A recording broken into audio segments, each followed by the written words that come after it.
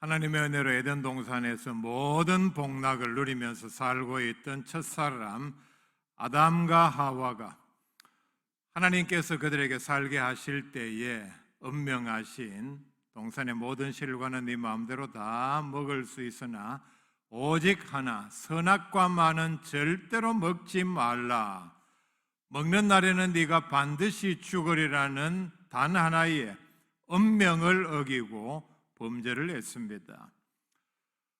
통탄스러운 것은 한 사람만 범죄한 것이 아니라 두 사람이 함께 범죄를 했습니다. 모든 것이 완벽하고 그리고 부족한 것 하나 없는 에덴에서 이런 엄청난 범죄가 일어났습니다. 이 범죄는 모든 복을 다 주신 하나님께 대한 범죄요 반역입니다. 우리가 하나님의 명령이라는 관점에서 생각해 보면은 아담과 하와에게는 이런 죄를 지을 이유가 전혀 없었습니다. 그렇지 않습니까? 뭐가 부족해서, 아니 먹을 게 뭐가 없어서 하나님께서 엄명하신 단 하나의 그 실과를 따먹었다는 얘기입니까? 에덴에서 이런 일이 일어났다는 것은 우리에게 사람은 환경이 아무리 좋아도 결국은 범죄하고 맙니다. 환경이 나빠서 범죄한다. 인간적인 이론으로 있을 수 있습니다. 형편이 그래서 돈 먹고 살기 위해서 가능한 얘기입니다. 그런데 그 반대도 역시 성립한다는 얘기입니다. 그러면은 환경이 좋으면은 사람이 죄를 짓지 않느냐? 절대로 그렇지 않습니다. 에덴에서 이런 범죄가 일어났습니다. 왜냐하면은 인간의 본성이 근본적으로 악하고 교만하기 때문입니다. 인간의 본성이 악하고 교만하기 때문에 그런 사람을 어디에 갖다 놓은들 결국은 그 악함과 교만이 범죄하게 하고 맙니다. 그런데 범죄의 원인이 무엇이냐? 5절 말씀에 보면은 뱀은 이렇게 유혹을 합니다. 너희가 그것을 먹는 날에는 너희 눈이 밝아져 하나님과 같이 되어 선악을 알 줄 하나님이 아심이니라. 요약하면은 선악과를 따먹기만 하면은 하나님과 같이 된다는 유혹에 그 교만이 그 마음 속에서 발동을 하고 말았습니다. 결국은 이들의 이런 죄에 대해서 하나님께서 진노하셨습니다. 네가 어찌하여 이렇게 하였느냐? 인간의 죄에 대해서 하나님께서 통탄하시고, 그리고 더 정확하게 말하자면 무엇 때문에 이렇게 하였느냐? 감히 어떻게 너희들이 나에게 이럴 수 있느냐? 그런 일을 할 수 있느냐? 상대방의 잘못에 대해서 하나님께서 엄청나게 진노하시며 그 잘못을 경책할 때에 사용하는 말입니다. 이 말은 하나님께서 과연 이들이 무엇 때문에 범죄했느냐 그 이유를 몰라서 물으신 물음은 아니었습니다. 하나님께서는 이미 그 답을 알고 있습니다. 범죄로 인하여 엄청난 충격을 받았을 때에 매우 강하게 질책하는 말씀입니다.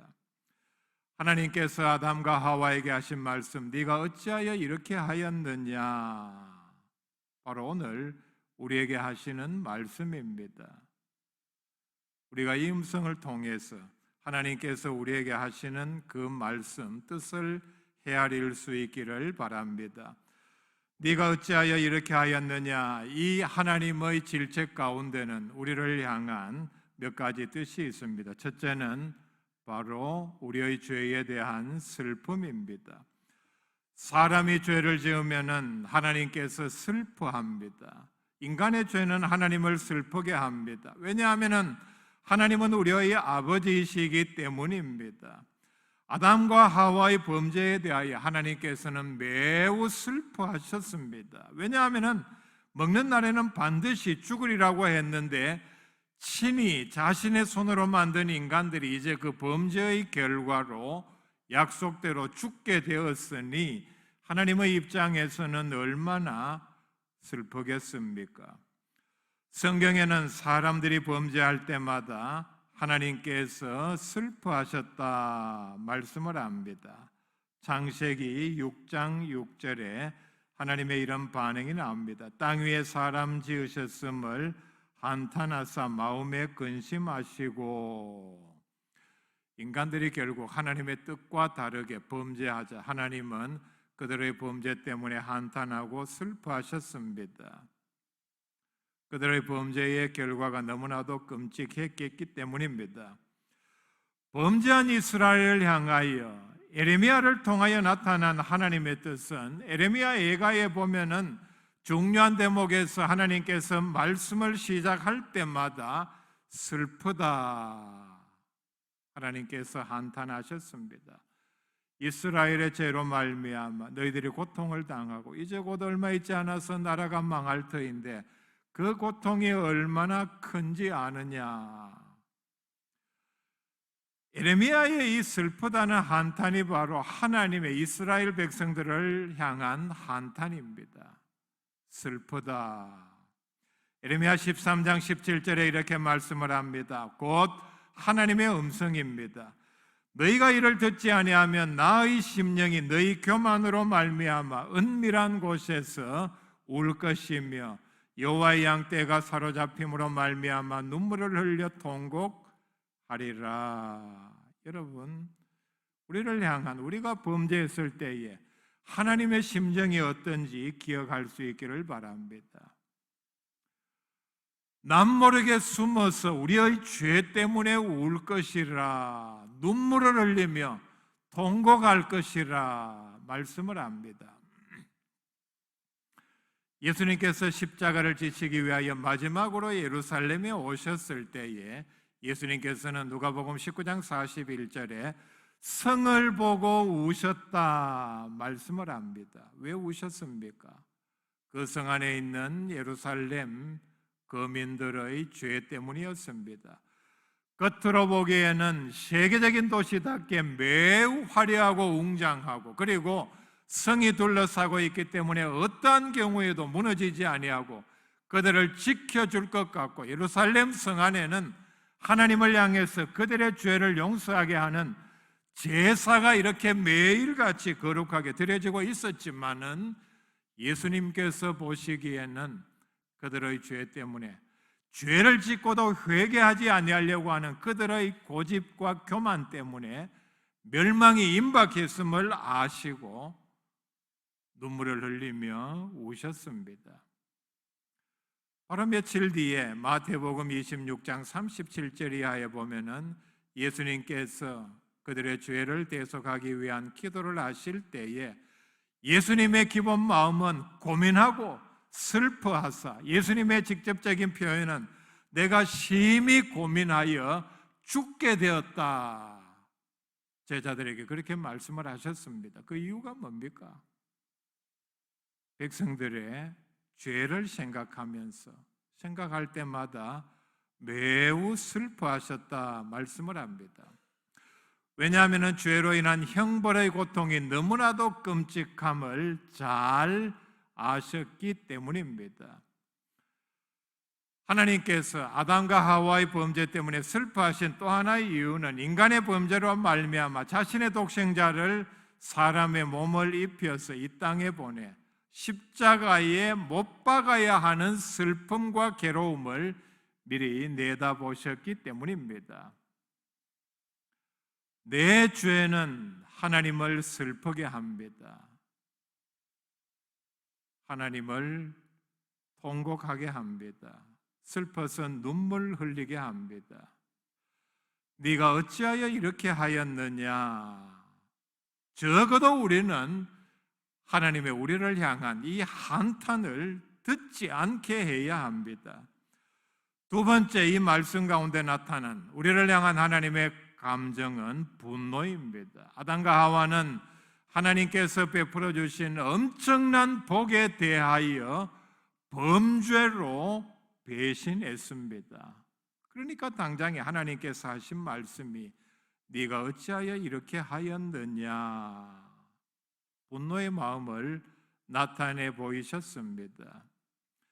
하나님께서는 아담과 하와에게 에덴의 복과 더불어서 자유의지, 자유롭게 선택할 수 있는 권리, 그리고 자신의 머리로 판단할 수 있는 이성과 판단력을 주셨습니다.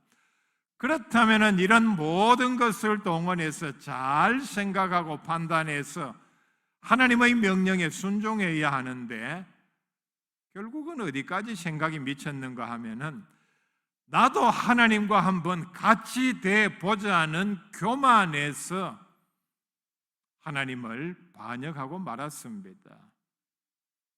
하나님께서 베풀어 주신 은혜와 복이 큰 만큼 하나님의 분노도 컸습니다.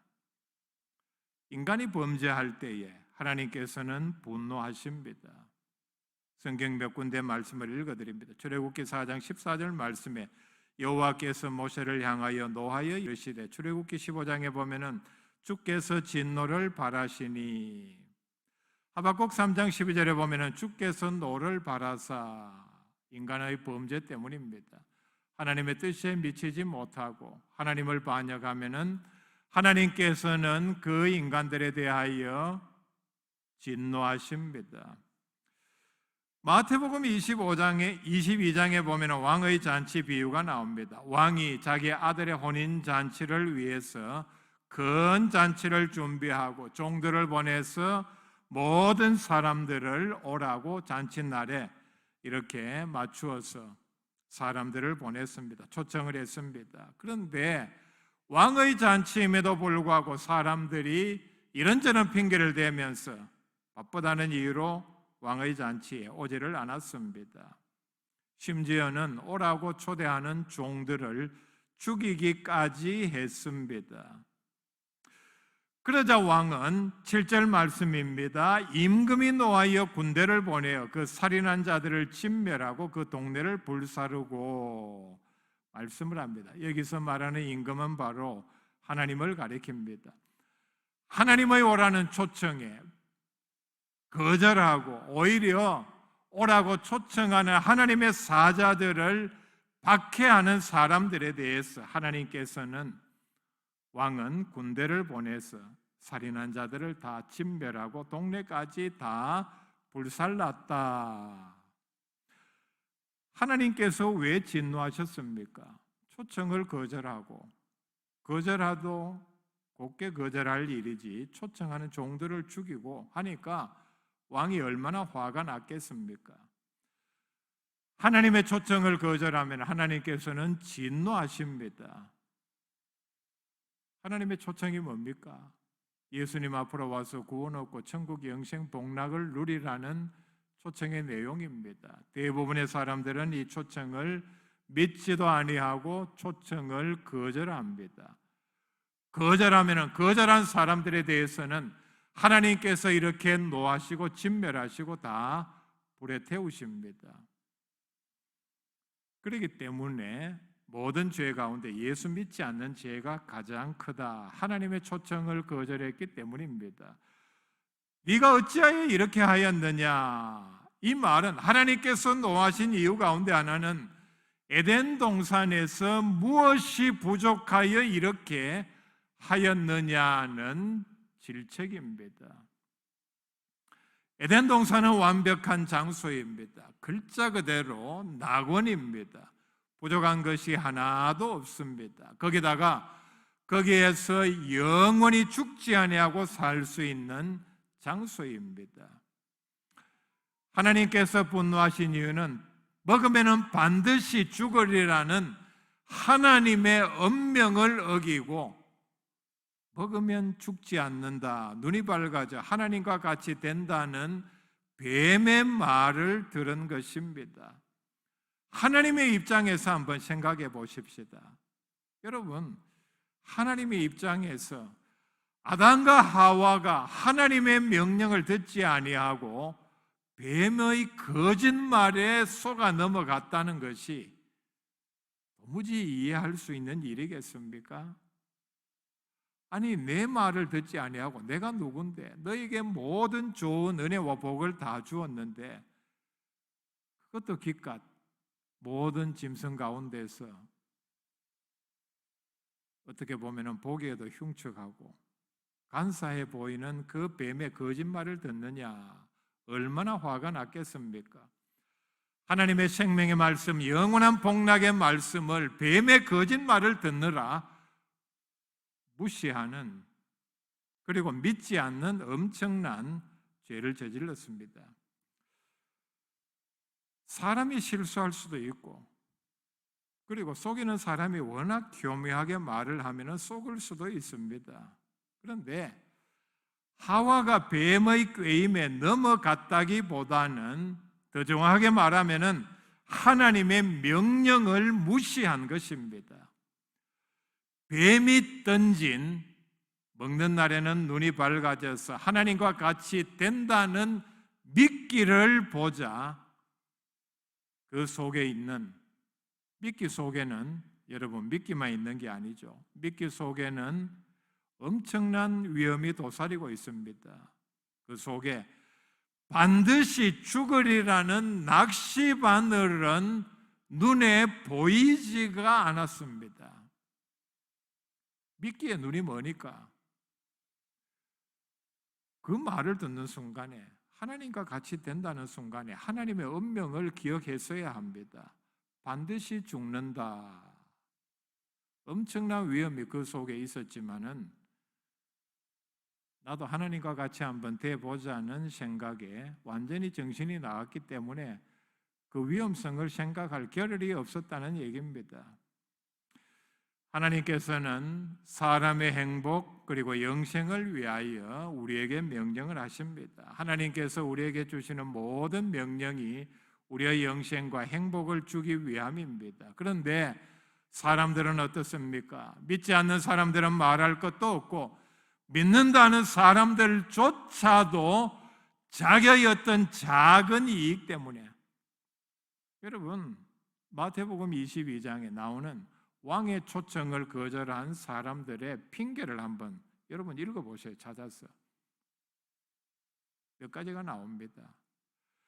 과연 이런 일들이 왕의 잔치를 거절할 만한, 즉 하나님께서 우리를 천국 영생으로 초대하는 그 초청을 거절할 만한 핑계거리가 되는지,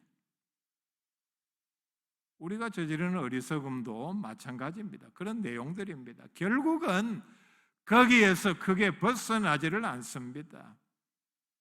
인간들은 크거나 작건 많은 면에서 우리의 영생을 위해서 주신 말씀을 거역을 합니다. 하나님은 진노하십니다. 여러분, 죄는 하나님을 진노하게 하는 성격이 있는데 하나님을 진노하게 하고 우리가 무사할 것 같습니까? 에덴 동산으로 돌아가 봅시다. 하나님을 진노하게 한 결과 그들은 에덴에서 추방이 되었고, 그리고 이후로 그들에게는 고통과 저주가 임했고 죽음이 임했습니다. 얼마 되지 않아서 일어난 일이 뭡니까? 아담과 하와의 입장에서 보면은 자기의 두 아들이, 하나는 그 동생을 죽이는 비극까지 저지르고 말았습니다. 마지막 심판 때의 가장 큰 특징이 무엇이냐? 요한계시록 6장 16절 이하에 이렇게 말씀을 합니다. 하나님의 진노의 대상들이 이렇게 말을 하죠. 산들과 바위들에게 말하되 우리 위에 떨어져 보좌에 앉으신 이의 얼굴에서와 그 어린 양의 진노에서 우리를 가리라. 그들의 진노의 큰 날이 이르렀으니 누가 능히 서리요. 심판의 가장 큰 요인은 심판을 이루게 하는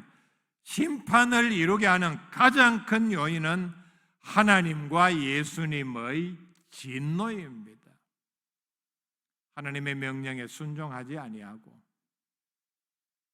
죄를 지은 모든 사람들에 대해서 하나님께서는 엄청난 진노로 그들을 심판하십니다. 세 번째 이 말씀에 나타난 하나님의 우리를 향한 뜻은 바로 실망입니다. 하나님께서는 아담과 하와를 창조하셨고 그리고 많은 복을 주셨습니다. 기대가 컸다는 얘기입니다. 그런데 인간들은 어떻게 행동을 했습니까? 범죄했습니다. 하나님을 엄청나게 실망시켰습니다. 하나님의 신뢰를 무너뜨렸고 기대를 저버렸습니다. 죄는 바로 하나님을 실망시키게 하는 성격을 가지고 있습니다. 죄라는 말의 원어의 뜻이 관역을 빗나갔다. 즉 궁수가 화살을 활에 재워서 쏠 때에는 내가 목표한 관역에 명중할 것이라는 기대를 가지고 쏘았는데 빗나가고 말았습니다. 죄가 이런 성격이 있다는 뜻이죠. 죄는 근본적으로 하나님의 기대에 미치지 못했다는 뜻입니다. 창세 이후로 이스라엘이 망할 때까지의 역사는 바로 범죄하고 그것 때문에 하나님을 실망시킨 역사의 반복이었습니다. 이런 이스라엘에 대하여 하나님께서는 심판을 예고하시면서 이사야서 5장에 보면은 이렇게 말씀을 합니다. 2절 말씀입니다. 이스라엘은 하나님께서 좋은 땅에 모든 시설을 다 갖추고 정성스럽게 만든 포도원과 같은데 그 포도원을 어떻게 만들었냐? 2절에 땅을 파서 돌을 제하고 극상품 포도나무를 심었도다. 그 중에 망대를 세웠고 또 그 안에 술틀을 팠도다. 좋은 포도 맺기를 바랐더니 들포도를 맺었도다. 정성스럽게 땅을 개간하고 울타리를 치고 모든 좋은 시설을 갖추고 최고의 좋은 종자, 요즘 말로 말하면은 거봉 같은 것을 심었는데, 그리고 최고로 정성스럽게 모든 관리를 다 했는데 나중에 보니 좋은 포도가 아닌 들포도를 맺었다. 이스라엘을 향한 하나님의 엄청난 실망을 여기서 말씀을 합니다. 하나님께서 이렇게 실망하신 마음이 어느 정도냐? 6절 말씀에 보면은 내가 그것을 황폐하게 하리니 다시는 가지를 자름이나 북을 돋우지 못하여 찔레와 가시가 날 것이며 내가 또 구름에게 명하여 그 위에 비를 내리지 못하게 하리라 하셨으니. 여러분, 우리가 여기에 나타난 하나님의 실망과 분노가 얼마나 크다는 사실을 이 말씀을 통해서 알아야 합니다. 농부가 실제로 일을 하겠습니까? 끝까지 기다리지 않겠습니까? 아니, 지금까지 투자하고 정성을 기울인 것이 얼만데 올해도 기다리고 내년도 기다리고. 그런데 하나님께서는 즉각적인 분노를 바랍니다. 그것을 황폐하게 하리니, 요즘 말로 포크레인으로 다 갈아엎어버리고 북을 돋우지도 거름을 주지도 아니하고 이제 그 주변에 찔레와 모든 잡초가 다 나게 할 것이며 아예 비도 내리지 못하게 하겠다. 호세아 7장 8절 이하에 이스라엘을 향한 하나님의 실망이 또 이렇게 나타납니다. 에브라임이 여러 민족 가운데 혼합되니 그는 곧 뒤집지 않은 전병이로다. 전병, 찌짐 또는 어떤 전, 프라이팬에 굽는 요리를 가리킵니다. 잘 아시죠? 요리가 잘 되기 위해서는 한 번 딱 뒤집어야 합니다. 세계적인 인류 요리사라 할지라도 아무리 요리를 잘하고 재료가 좋다 할지라도 뒤집지 않고서는 전병을 맛있게 요리할 수 있는 방법이 없습니다. 그런데 하나님은 지금 매우 배가 고픈 상태에서 전병이 아주 맛있게 잘 굽혀서 나오기를 학수고대하고 있었는데 이 전병이 뒤집지를 않아서 한쪽은 새카맣게 타버리고 한쪽은 생밀가루 그대로 나온 도저히 먹을 수 없는, 그리고 아무짝에도 쓸모없는, 그러니까 배고픈 하나님을 매우 실망시킨 이스라엘의 범죄에 대해서 실망한 하나님의 심정을 이렇게 표현을 했습니다. 그때 이런 말씀이 나옵니다. 이방 사람들이 그의 힘을 삼켰으나 알지 못하고 백발이 무성할지라도 알지 못하는도다. 이방 사람들과 섞여 살면서 동화되고 그들의 죄된 습성을 따라해서 결국은 이방 사람들에게 힘을 다 빼앗겨서 믿음의 능력이라고는 하나도 없는, 전혀 믿음다움을 보여주지 못하는, 그러면서도 깨닫지 못하는 어리석음을 여기서 하나님께서 한탄하고 계십니다. 예수님께서도 마찬가지입니다. 공생의 기간 중에 어떤 지역에서는 아무리 말씀을 전하고 기적을 행해도 회개하지 아니하고 말씀을 받아들이지를 아니했습니다. 예수님께서 여기에 대해서 매우 실망하고 분노하셨습니다. 마태복음 11장 20절 이하에 나오는 말씀입니다. 예수께서 권능을 가장 많이 행하신 고을들이 회개하지 아니하므로 그때에 책망하시되, 권능을 가장 많이 행했음에도 그들은 전혀 어떤 반응도 보이지를 않았습니다. 예수님의 실망이 이제 저주로 바뀝니다. 화 있을진저 고라시나 화 있을진저 벳세다야, 너희에게 행한 모든 권능을 두로와 시돈에서 행하였더라면 그들이 벌써 베옷을 입고 죄에 앉아 회개하였으리라.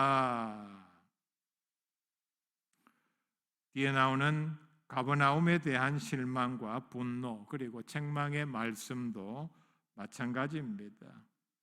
24절 말씀에 내가 너희에게 이르노니 심판날에 소돔 땅이 너보다 견디기 쉬우리라 하시니라. 우리의 죄를 향한 하나님의 분노와 슬픔은 분노와 슬픔만으로 끝나지 않습니다. 반드시 우리에게 그 죄에 대한 형벌을 물으신다는 사실을 기억을 해야 합니다. 요한계시록에 보면은 예수님께서 그 당시의 대표적인 7교회, 그리고 이 7교회는 장차 나타날 7 유형의 교회라고도 볼 수 있습니다. 각 교회마다 말씀을 하시면서 실망한 내용들에 대해서 책망한 내용들이 나옵니다. 한 군데만 말씀을 드립니다. 에베소 교회에 대해서는 처음 사랑을 버렸다, 엄청 실망하셨다는 내용입니다. 책망과 함께 바로잡을 기회도 주셨습니다. 우리에게 이렇게 말씀하시진 않는지 우리가 돌아보아야 합니다. 네가 어떻게 하여 어찌하여 이렇게 하였느냐 음성을 들을 수 있기를 바랍니다. 네가 무엇이 부족하여 그렇게밖에 못하느냐, 너 또 그러고 있냐, 아직도 그러고 있느냐, 너 지금 어디에서 무엇을 하고 있느냐, 누구와 함께 있느냐. 하나님의 한탄하시는, 어쩌면 분노하시는, 우리의 죄에 대하여 우리의 행위에 대하여 슬퍼하시는 음성을 들을 수 있어야 합니다. 듣지 않으면 제일 좋습니다. 이런 음성 대신에 잘하였도다 착하고 충성된 종아, 이 칭찬이 넘치는 복된 성도들 다 될 수 있기를 바랍니다.